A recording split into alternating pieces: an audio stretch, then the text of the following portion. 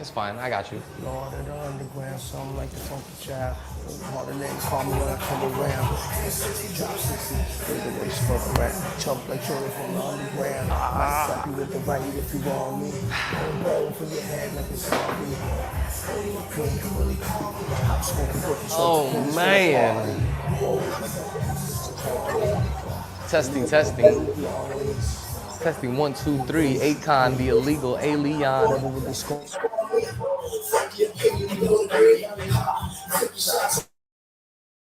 I spit like a 9 Yeah. The chick Achilles, God killer like Achilles. Baby God laughing like I'm Jada. Set it off clean, different than Jada. Stop sticking in the Latinos. Shorty Asian and Latina. Something like a Filipina. I'm on small talk centimeters. You be doing well, then they dead on the feature. Hard being a prophet when they all ready to receive it. Half baked like a leader. Yeah. Yeah. Move like a cheetah with thoughts of an assassin. Horses, caskets, grateful like combos, backed up with classics. Backboard crashing. Backboard clap 'em. Dump they body in a dump in statin. Mommy, call me daddy like a bad boy. Nah, we bad boys without the badge boy. Yeah. We take the throne like true Targaryens. What happened at his last damn? Hit you with the backhand. That's For a the bush ones rock. and twos, you get smacked. Hey, job. Oh, smokes. That's how we started, with some energy, baby. Let's go. What's going on, everybody? Welcome back. We are back at it again with another episode. We are live in the cut, and we got a very special guest, and none other. I'm sure you guys have been waiting for this episode, just as I have been waiting for this episode. But you know, if this is your first time tapping in, this is Live in the Cut. This is your host, Jive. And, you know, this is, the best way I can explain this show, if this is your first time tapping in, is it's like the verbal journal of a CEO or a boss or an entrepreneur, people that are really making things happen. And the reason why I call it like a verbal journal is because really, like, that's how I found myself learning the most, was being able to, like, learn different thoughts and then being able to journal or write them down and process things and be able to actually apply all this game that I'm able to learn behind the chair. So, you know, in this episode, we sitting down with none other, the comic creator, music artist, Comicero, straight from Queens, New York. Shout out to the Philippines as well. The realest Bayani, Mr. Mark Teodosio in the building. Yo, bless job. Let's go. You know the tribe, baby. In the flesh. Yes, in the flesh. How you feeling, man? For all the viewers on the internet, live on YouTube. Yeah, we Yeah, live. Shout out to we YouTube. live. Shout out to Facebook if you tapping in on this for the first time. Make sure you drop a like and share. But yeah, man, how you feeling, bro? I know you've been moving around. You've been doing things. You've been doing big things. Yeah, I feel like God is tailoring like the ultimate experience for me to not just have, but to give people, you know, as a cultural curator, as a comic creator, you know, with the quote, Comicero, Yeah. you know. Amen to that. First of all, if you tuning into this for the first time, I'm not gonna assume that you guys know who Mark is, but for those who don't know who you are, let them know, you know, what you do, and kind of just where it started. Peace. So my real name, author name, Mark Teodosio, aka the realest Bayani. Bayani meaning hero in Tagalog. I'm a comic book creator as well as a East Coast, you know, music creator. You know what I'm saying? So I've been doing like music for almost like half my life. You know, started writing at 12.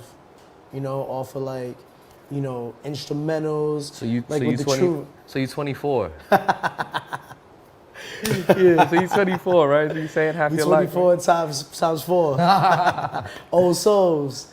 But yeah, man, yeah, definitely coming from the era of New York where, you know, the realest, you know, resides, you know. We come from that mentality as well as that physicality of living through a time where, you know, principles were at their highest peaks for New York. You know, business-wise and street-wise. Sure. Yeah. Well, talk about that growing up at that era. Like, what were your like role models? What were your like, you know, that's something I want to try and do, or a lifestyle that I want. Like, what was your like, you know, for me at that time, obviously a lot of basketball. Like basketball was like number one thing. If you was gonna do something, it's gonna be basketball. Obviously music at that time, height of it too, rap, hip hop. But you know, again, being Filipino, like it's like, man, I don't know if I could do all that. I'm gonna try the basketball move, but you know, that's where my North Star was. Like, you know, those were the highest peaks that I could go to and what I was looking for. But growing up at that time, what were you looking at? So just like a rewind real quick, I was born in Brooklyn. Oh shoot. Yeah. So I was born in Brooklyn, raised in Sunset Park, and I had like not a transition, but like a community inside of Queens. You know, so I had a community inside of Queens where my mom was cousins with family out here. So I experienced, you know, from Brooklyn to Queens. Then I moved to Staten Island. So I got to see like all sides of the borough, you know, and just seeing like the different breeds of New Yorkers, you know, experiencing it from the 2000s to today, you know, from the 90s even, like, you know, because that's when I was a teenager, you know, in that time, or even younger, like, yeah. So it would say music was first, or it was the art that, you know, was at the same time? Like, I think it's a simultaneous, like, you know, effect. I feel like the graffiti, the music, they all come as like some, like almost like a, what would that word be?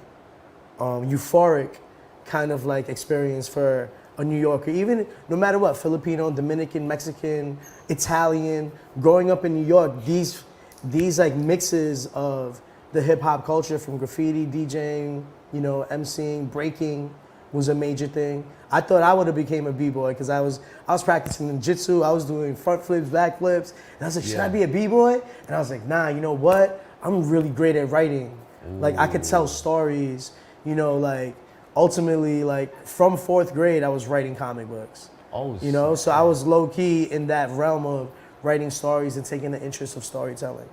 That's crazy. And you know, storytelling is such an art that you had at an early age, and I feel like it's coincides with rap. You know, literally parallels it because that's what it is. So, when you were starting that at 4th grade, though, your mindset wasn't like, yo, I'm gonna be in the music industry, or like were you already like, yo, I'm gonna make my whole comic collection, I'm gonna make I think you know, at that age, because you know, in hindsight, as a teacher, like, you know, I was brought into a nonprofit to like teach kids from 1st to 8th grade. But in hindsight, as a teacher, and I see kids, and you know, when I'm helping them create their stories, you know, I was placed to be a comic writing technician. I was teaching sequential art, sequential writing to students. Wow. And it was a learning curve from 1st to 8th grade. These kids are different from 1st to 8th grade. Their learning capacity is totally different. I hear that. Even their comprehension of like what they're taking in lesson-wise, how they can apply it to these stories that are somewhat like, you know, not dormant, but like they're hidden inside them. And when you learn your culture like I did with Bayani, you know, it makes you dive into yourself deeper than just your imagination. These are things that are like existent within us. You know, we have bloodlines that we've come from. Right. You know, and these stories and these legends are only told by us, you know, being realized, you know? Wait, so let's backtrack, right? So you know, born and raised Brooklyn, right? Sunset Park, end up going to school. You were into the arts already. You were into comics. You're into writing. Started real early, and you know, eventually, right? You got to go out there and go work, right? So you say you're a teacher. Well, I was teaching for a nonprofit. Okay, dope. So they had hired me because I was diving into creating comic books, but they knew me for MCing as a hip hop artist, you know? So, I mean, starting off work-wise, like I started off like doing retail, like mostly. Well, how about this? Like, what were you doing at the time where you were like, I'm gonna go take this comic world to the next level? Well, I felt like I was evolving as an artist. Like I was so into, you know, as an artist, I started off as Omen Child. I had like evolutions as a creator, you know, and then I became, from Omen Child, I became Mark Marvel, you know, which was like me highlighting this passion of merging hip hop references with comic book like pop culture, cartoons, like video games, anime. Like this was before it was like a wave of like people using it in their rhymes, where hood people is using it today. Like they're talking about Pokemon, this, you know, like what the hell? Like how did that even become a, you know, a gangsta bar? But, you know, after becoming Mark Marvel, like I was like, nah, like I can't really derive my inspirations and originality from Marvel. It's so limited. And at some point, cease and desist occurs. Right. You know, unless you're sponsored or you're in a Marvel cipher somewhere. Yeah. You know, like. A Marvel cipher. Yeah, that's why becoming Bayani became so much more powerful. Because I found not only my history and the stories of our tribes and our people, our ancestors, but I found myself as a New Yorker today with all of that attached to me. Powerful. So let's talk about Bayani, right, and its origins, right? Since you brought that up, you know, where did Bayani originate from? And you know, a lot of people might not, you know, be in the Filipino world. Like, you know, what does Bayani mean, and where does it originate from? Yeah. So Bayani is it's a really deep word. Like for like our language, like when you look into Tagalog, is just a dialect of other island dialects, you know, but it's the main island dialect, but it means hero. It actually means national icon. You know, people give it the, you know, the basic definition, but it really means national icon. It was really the names of the revolutionaries of the Philippines. They were the Bayanis: Jose Rizal, Andre Bonifacio, Emilio Aguinaldo, you know, Gabriela Salang, you know, the Generalas, you know, which was the women leaders that were leading, you know, military groups, militias, guerrillas, you know. Those are the Bayanis that are like the true physical, was probably your grandfather, The everyday people. you know, your mom's dad Yeah. or your dad's dad was a guerrilla fighting Japanese, you know. So the Bayani originates with true history. It's not like fictional, you know, Bayani's fake. Like even in the story, Bayani's a military AFP, Armed Forces of the Philippines. I love that. And it originates with my cousin passing away. Right. I gave the name to the protagonist, but then it started just branching or rooting, finding the roots, going into who really saved us, who really saved our grandmothers from being raped by Japanese criminals and war criminals, you know?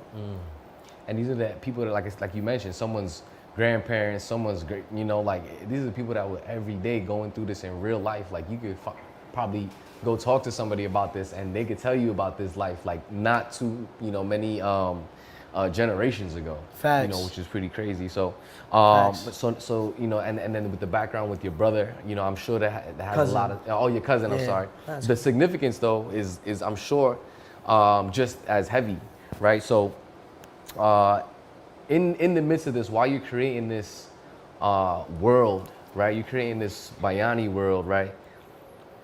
A lot of it stemmed from early talent, but how much of it was hard work compared to talent? Because there's a lot of people that, you know, they see, you know, the ending stages, or like they see the final comic book, you know, what you have, the final product.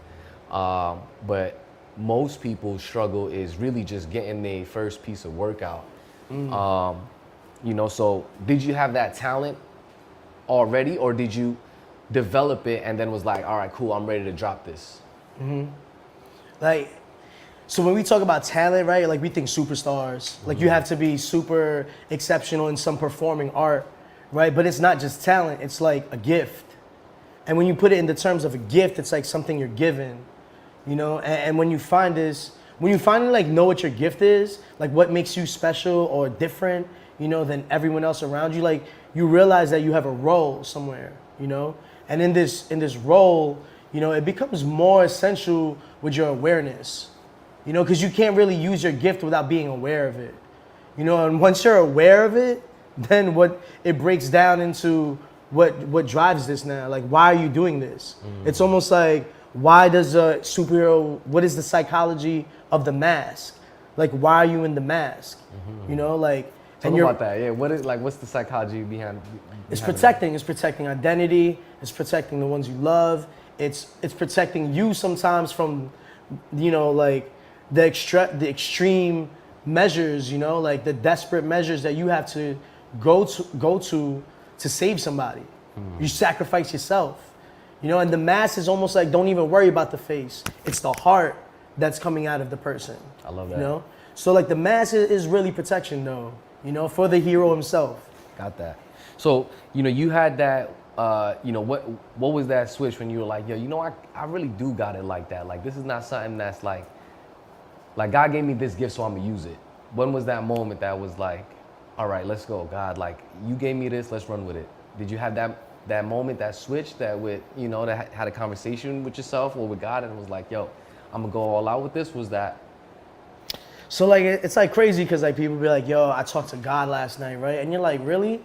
Like, really though? Like, it sounds crazy when a person says that. It's just crazy when a person says that. It's almost like a psychosis to that, you know? Like to somebody saying, yo, I heard God last night. And it's like, nah, you didn't, bro. Like, you heard your own voice. It's like the reflection of the consciousness. Like, so like, how connected are you to God now?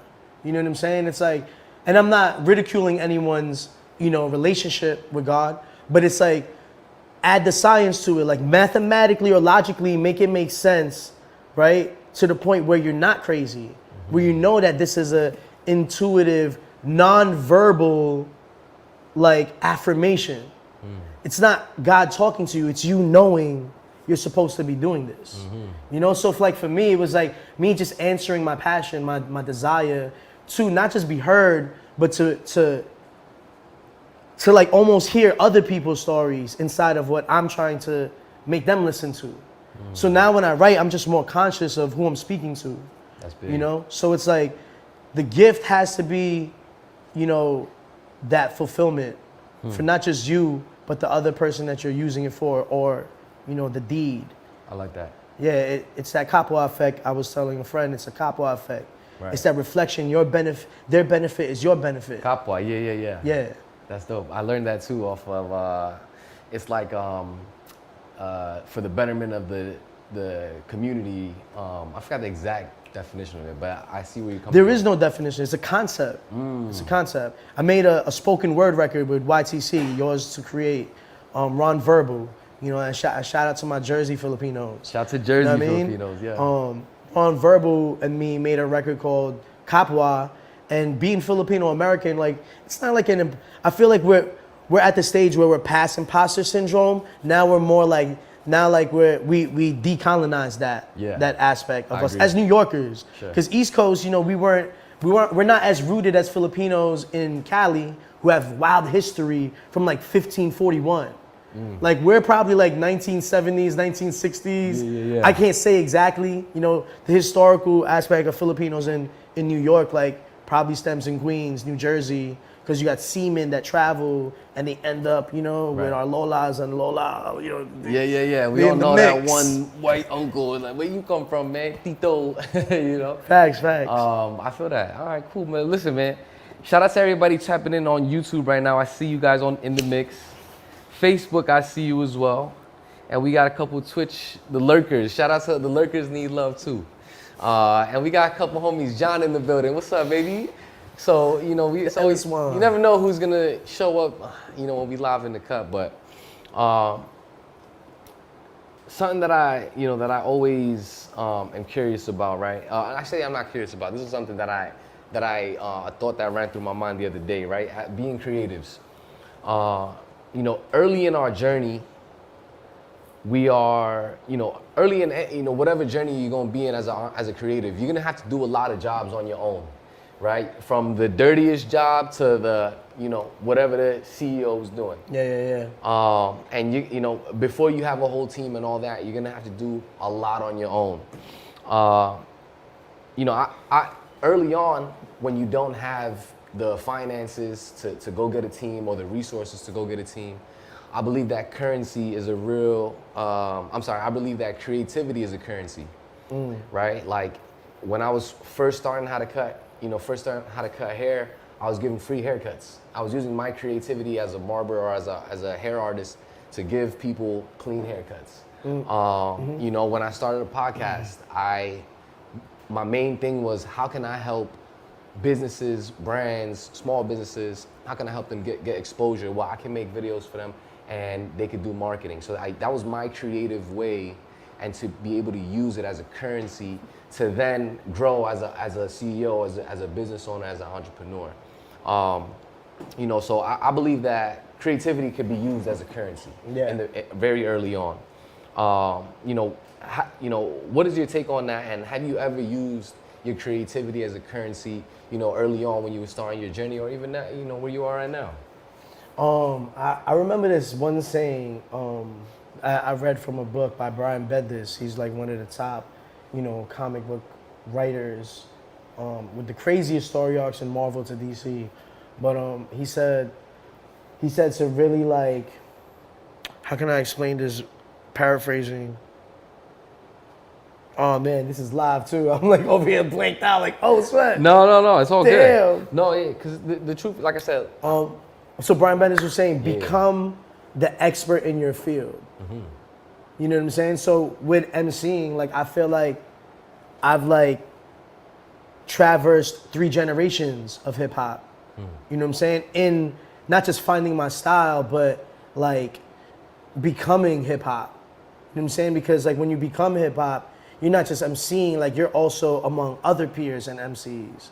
So like finding this community and really like understanding how one skill can add to another, like you start to learn like the aspects of how do I function inside of this like ecology, this ecosystem, you know what I'm saying, of creatives. And so people really share experience and they help you skip steps, you know, like, and producers will help you, you know, DJs will help you, you know, so it's all about like that community. And that community is like, how can this person, you know, not just utilize me in their path, but it's a mutual, you know, kind of like rising of tides. Right. You know? So the currency is not being selfish in your field, but still being that top tier of, you know, I create comic books and, you know, compared to other creators, this is breaking through in my community. Why? Because it's adding to them. They're finding themselves inside of it. They're remembering how much deeper their roots are than their grandfather or grandmother. That. Fire. So let's talk about the last event you came from. I know you were just out in San Diego. Oh man. Let's talk about it. What you do out there? San Diego Comic-Con stems from that last answer. It made me an expert. It put me next to Wills Portacio, 3 other Filipino indie comic book publishers, not even creators, publishers, you know, and they've put writers, artists under their belts. And we're up there because we're speaking from a point of impact, you know. I'm late, right? I'm like, oh, I forgot my pass, and I gotta run back to the parking plaza, like that's like 7 Aves up. So I'm coming back and I'm mad late to the panel. This is the San Diego Comic-Con panel where I'm next to Will's Portacio. I'm mad late, bro. And I'm like, in my head, I'm like, Bayani don't fly. That's why, you know what I'm saying? I'm just running, trying to make it there, speed walking. Yeah. So whatever, San Diego Comic-Con, you know, with pictures next to Wills, right? Wills is the creator of the ex-bishop of X-Men. That's the time-traveling mutant with the M tattoo. Okay. That's where the Sentinels defeated all the X-Men. Like, that's a major character. Once you have somebody traveling timelines, like in the MCU, you see Kang being that main character, right? Like, you start seeing, like, the impact of what he created. And he's a Filipino artist. This is one of the only Filipino guys that are founders of Image Comics.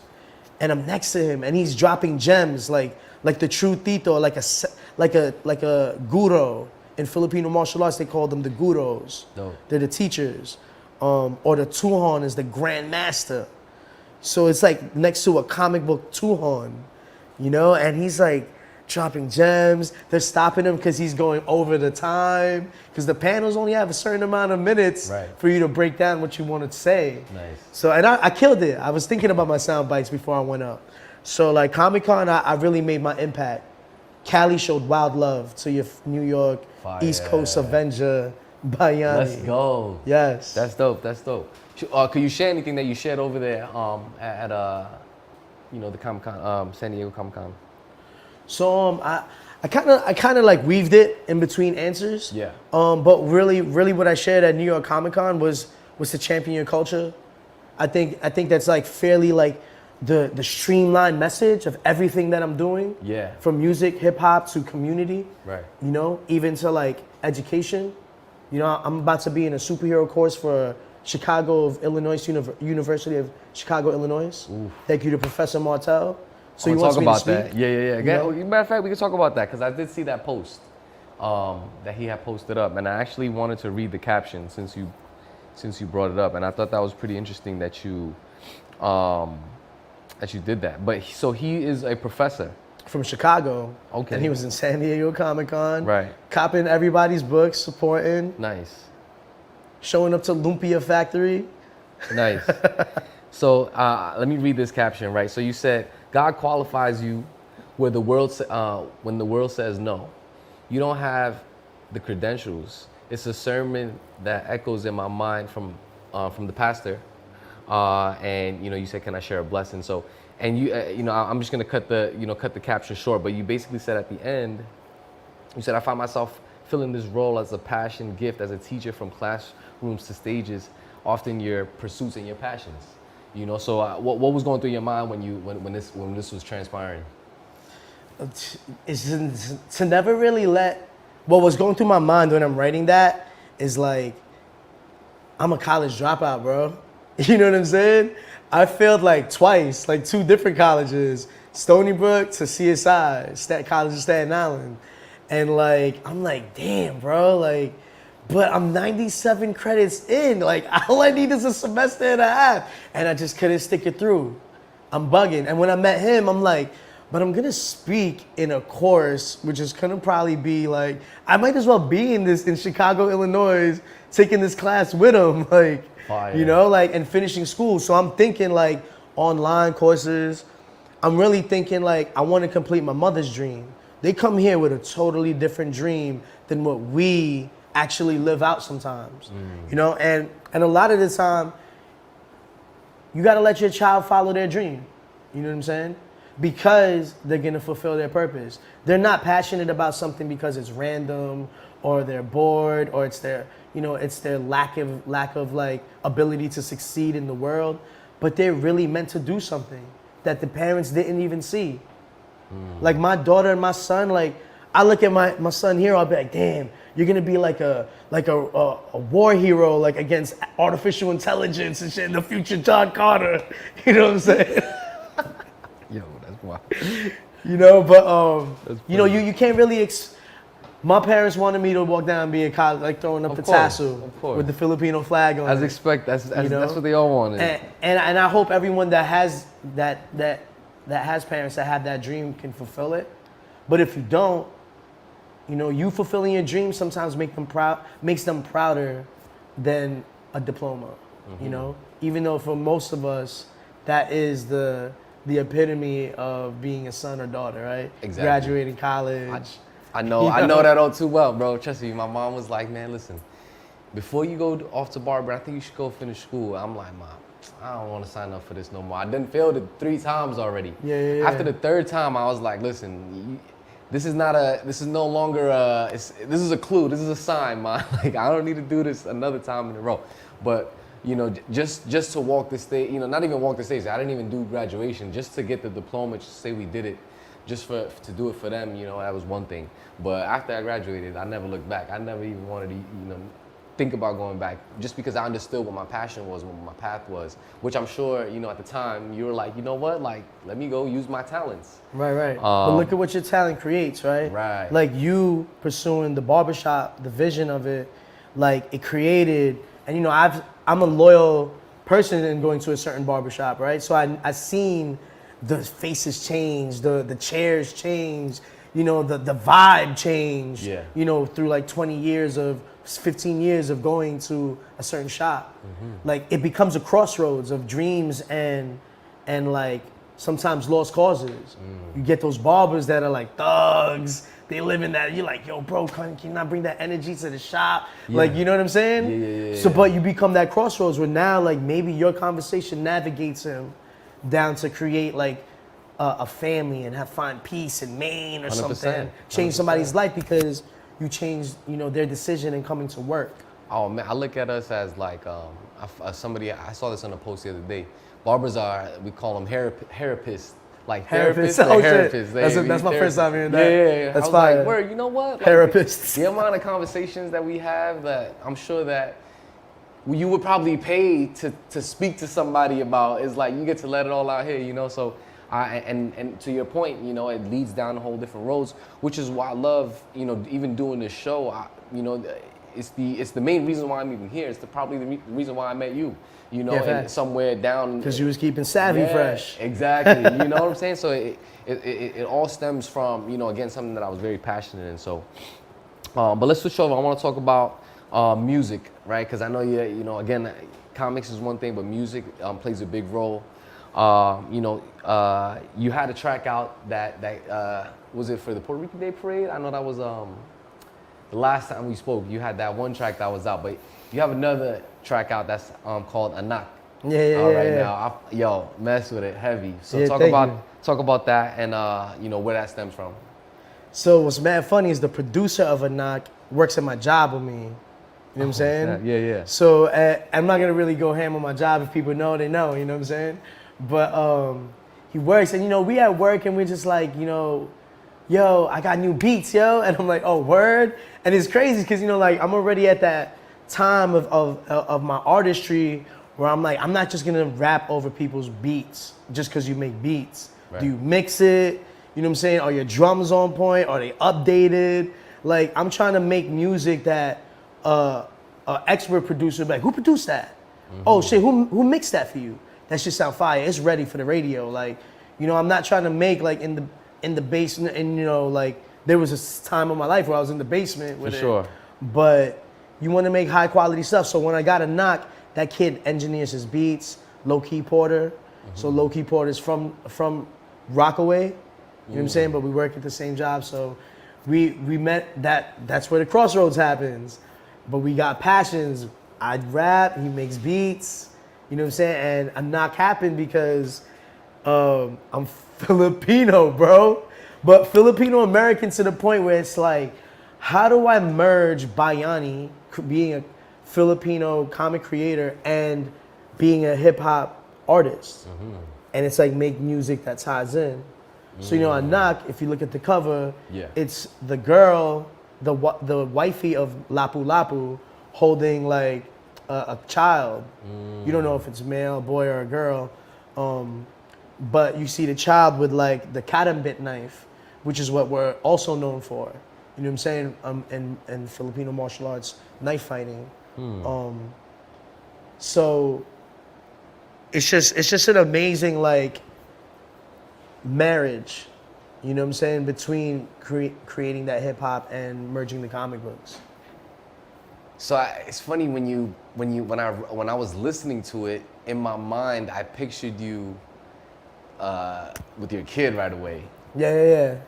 Being a brand new father, or not a brand new father, but being a father again, right? Like, did that? Having my daughter, having your daughter, which is why I mentioned the son had a daughter, got a knock now, and it's crazy because in the studio, what else do they call a knock in the hoods out here in New York? Right. Ooh, so the engineer was like, the engineer's nephew was there. He's like, yo, in the hood, we call it knocks, knocks, bro. And I'm like, facts? And I was like, it's crazy because there's a gunshot in the beat, in the part where you go, I got a knock now. Yeah, I'm a pop funny. Now. So it's like the wordplay was double entendre unintentionally. You know what I'm saying? It worked perfect. That actually works. Ooh. Word. That's fire. Cool. I love it. So actually, before I definitely don't want to skip this over, but we have this. You brought this over for us, and I didn't want to skip over without speaking on it and kind of just sharing what's going on in here. But let me bring it up, just for those who's. Yeah, that's a piece right there. Yo. This came from. It's kind of. Hold on. There we go. Boom. This came from the Christmas show with Project Marcata and Face organization. Okay. Okay. Yeah, so they did a Pasco Naman. I think that's what. I was just but kicking it with them. in the recent event they did for the Broadway show, right? They brought the jeepney out. So this right here is the cover by Raymond Lee for the TCNY annual TCNY Universe Presents. So it was a way of me diving into an actual story of what happened to Lapu Lapu after Magellan, because it's a mystery what happens to him. So I create this manga drawn style of Lapu Lapu and his wifey fighting, you know, the reinforcements of Magellan. This is fire, bro. Yeah, so you got Mestina, who's a fictional character, but she represents the matriarch of this Bayani logo of the M. She's the matriarch of the M. She's named Mestina. And she basically empowers her Datu, Lapu Lapu, her war chief. That's crazy. You know? So there's that spiritual, you know, joint marriage of the male and female empowering each other, one being the physical force, the other being the spiritual force. I love that. So, and you know, again, just to give more people a clarity, a little bit of Bayani, right? I know we spoke about this before, but for the people that didn't get a chance to hear it, what is Bayani's superpower? So Bayani's superpower is weaponizing nature. And when I say weaponizing nature, like I've kind of like Easter egged artwork before I reveal his power in the last issue of Bayani, issue 5. So since the beginning, 2016, one of the earliest illustrations of Bayani has him in the ski mask with the M logo, and there's a dove flying by him. I have it tatted on my arm, where the feathers are switchblades. So he weaponizes the animal. There's a scene where he weaponizes an animal and it like flies through on some like, oh, whoa. Nah, this is facts. That's Gangster, fire. because when I talk to martial artists, they're like, oh, wow, like, wow, you know? And I'm like, this is what the edge of being a New York creator is like, you know, because I'm not gonna lie, like, me being born in New York gave me an edge as a rapper already. We're the mecca, we're the origins of hip hop. Fact. You know, like, shout out to my boy Talilo. Talilo's from Portland, Oregon. He created that big flip. I'm rocking this shirt right here. You know, shout out to my man Talilo Marfel. We gotta connect. He's Visayan as well. I'm Visayan. Nice. West Visayan. He's from Antique. I'm from Aklan. And we connected on that note of like being from neighboring tribes. You know what I'm saying? Nice. So Bayani's special power is taking nature and turning it into weapons. Yeah. The birds feathered into switchblades, like. He, there's a cover on the back of our graphic novel where he's on a palm tree and the palm tree leaves become campilans. Campilans are like the single one-arm swords. They're pretty heavy. Nice. Swords, yeah. They're blunt force too. That's fire. Facts. Y'all really got to see the visuals, but I'm sure we can add the visuals in if you know when we run this back. But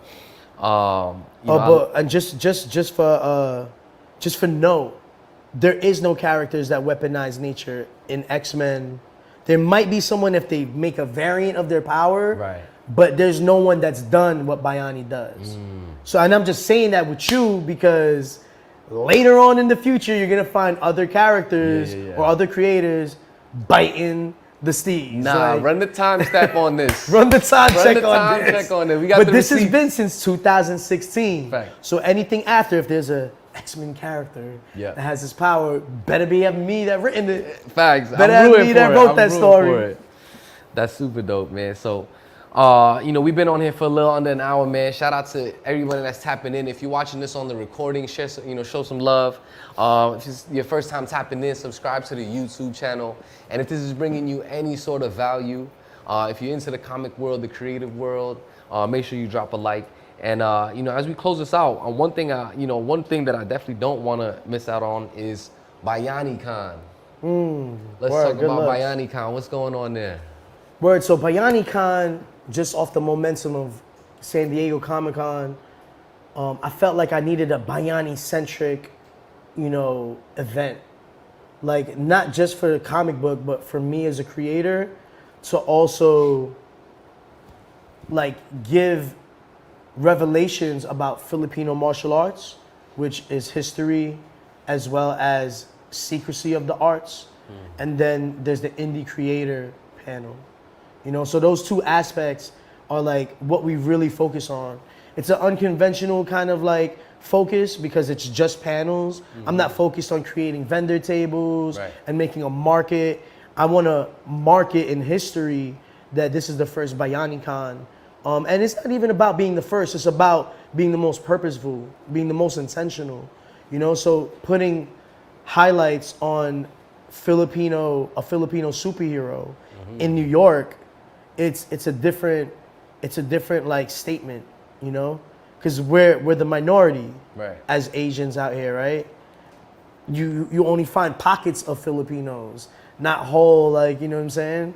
Where we're taking over, but now we're finding each other and we're uniting at Barcata markets, Philippine fests, the Independence Day parade. There's a lot of so many events that definitely way more than when we was small businesses, restaurants. I love a lot opening up. Love to see it. So and that's happening. What are the details on that? When's that happening? So Bayani Con's happening August 12th. Next week? No. This week. This week, yeah. Better drop this ASAP. Woo! So yeah, this Saturday, 1 to 5 p.m. at Badass Boot Camp. You know, it's a Black woman-owned venue, and she opens it up to holistic, items, makeup. Small entrepreneurs could drop off their stuff, but we're using that space to curate the event. And it's in the Staten Island terminal, which is pretty universal for New Yorkers to find. It's just, whoa, you gotta take that boat, bro. Listen, you can tell people to use you on a boat in New York City. Yeah, tell it's scenic, man. That's like a free cruise. And you go to Staten Island. But so as someone who's gonna attend, what do you want them to walk away with? Everyone's walking away with a Bayani poster. Ooh. Entry includes the exclusive Bayani poster, limited supplies, so get there early. Nice. You know what I mean? So, and the main key is that everybody leaves knowing who Bayani is. The goal is household name this hero. We want to make him a hometown hero in New York. We want to see murals of people putting up a Filipino superhero. Because Darna been out for a long time, bro. And it's. I'll put him on my gate, bro.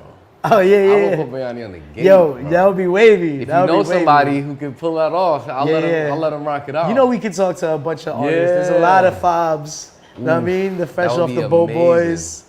Shout out AJ LaVilla, Project Barcata peoples. Yeah. You got Mad Villain in there. There's a lot of people in the art movement. Yeah. All right. So that might be my next one because I've had this one off for about a year and a half. I would love to switch it up. My G. Yo. You about to be a historical point. We speaking this into existence right now. Facts. Well, listen, man. I know Bayani Con is gonna be big. Where can they get tickets, or how do they get plugged in? Just follow me at Bayani NYC. The city needs you, or check out Badass Boot Camp. The links is in the bios for those RSVPs. Dope. It's important to do the RSVPs for events so that we can prepare as best as we could for the people that are gonna arrive. And I don't want to brush over the San Diego Con, right? Like, is there anything that you learned while you were there on that panel? I know you were some legendary people. Yeah. But what's something that you learned and you walked away with and say, yo, I'm gonna put that in my pocket and I'm gonna run with it? So something I learned like in the cons is to collaborate with artists on pieces that are aimed towards being exclusive at that event. Because certain exclusives is what makes people look for you, So I learned that, we did the graphic novel, but what else was exclusive to us? We had a lot of new poster art. People went for our usuals, which is the Lapu Lapu with the gold Uzis, Mistina looking like the Santo Nino, but it's indigenous Santo Nino style, and I learned that, making these specific pieces for events is what really brings collectors, buyers, fans, So for New York Comic Con, we got some dope stuff coming up for New York Comic Con. I'm excited. I'm excited for you, man. Yeah, Bayani Con's gonna be. I'm proud of that. It's small, but it's really essential for the brand. You know, for the branding. You know, of Bayani. And so, on the people that are on the panel, how did you? These people that you've always been connected with. How did you choose these people that were going to be? Everyone's connected through some way of my path in comic books, like Sean MacArthur and Sean and Jody MacArthur. They met because he was my first issue artist. Like when somebody bailed out of me, he pulled up, you know, and became the first artist of our original #1. We had things that we wanted to work out, so it made me have to kind of like pivot a little bit, and you know that comes with time. You know, like you learn like how you have to find people that could commit to a project long term. Yep. You know, Doom Smith did the Bayani Rebirth cover, the most sold cover where he's with the Revolutionary Fist. Nice. We got Ariel Jovellanos who draws for DC Comics. She did a Lois Lane story. I love her art style. We're collabing for New York. Okay. So that's going to be one of our exclusive pieces with Ariel Jovellanos. And Food Stamps. Food Stamps is Rios Palante. He's a designer toy maker. Okay. Yeah, so he actually recently did a collab on a Big Pun piece. Fire. Yeah, which came out crazy. So like those are the people that are on the panels. They've definitely been on that Bayani Han. Okay, so everybody that has touched and been in that path is going to we'll be able to catch them there. Yeah. Fire. As well as the Filipino martial arts demo and presentation with the Filipino Cali Academy. We got some people shouting us out on YouTube. We got someone asked, Paula says, is the manga released? Or where could they read the manga, or how could one get it? So everything is now is condensed into the graphic novel.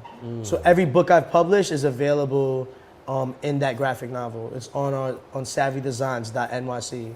savvydesigns.nyc, so hopefully that helps out. But shout out to everybody showing us love on the YouTube page. I see y'all.